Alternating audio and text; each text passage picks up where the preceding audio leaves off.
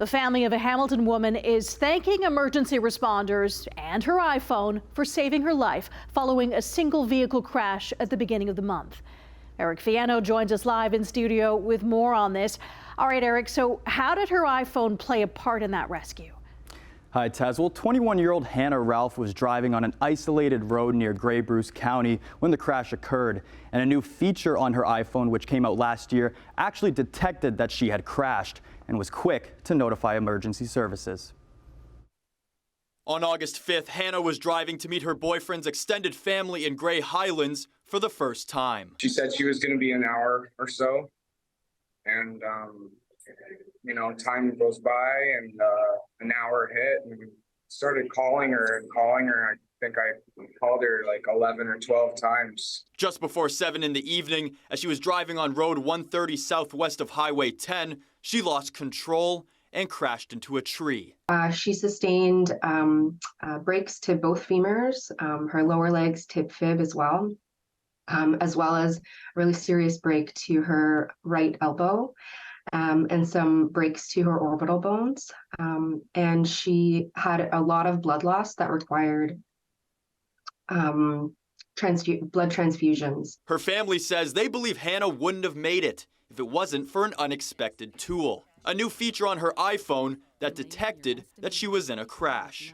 It had a huge factor in saving her life, for sure. Now, this new feature is enabled by default in iPhone 14 and newer model Apple Watches. What happens is when the phone's motion sensor detects that you've been in a crash, it will notify you. If you're responsive, you can choose to contact emergency services or not.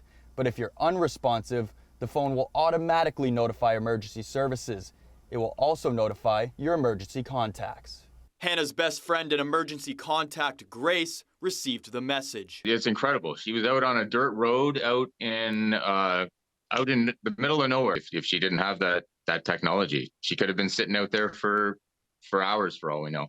Hannah was initially brought to Markdale Hospital and then airlifted to Sunnybrook Hospital, where she remains in critical condition. But her family says her recovery is headed in the right direction. She is able to wiggle her fingers and toes on command. The big change has been the fact that she's a little more alert and aware, which is what we were hoping for.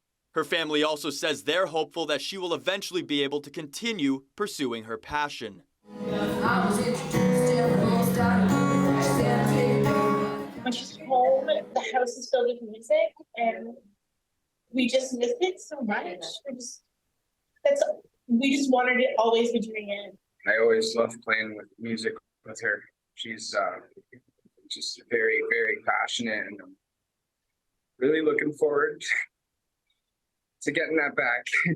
Hannah's main instrument of choice, the ukulele, was in the car at the time of the crash. And something that was really miraculous was that the ukulele was like unscathed, and all of my family were just like, we're going to take that as a sign that she's going to be able to get back into her music.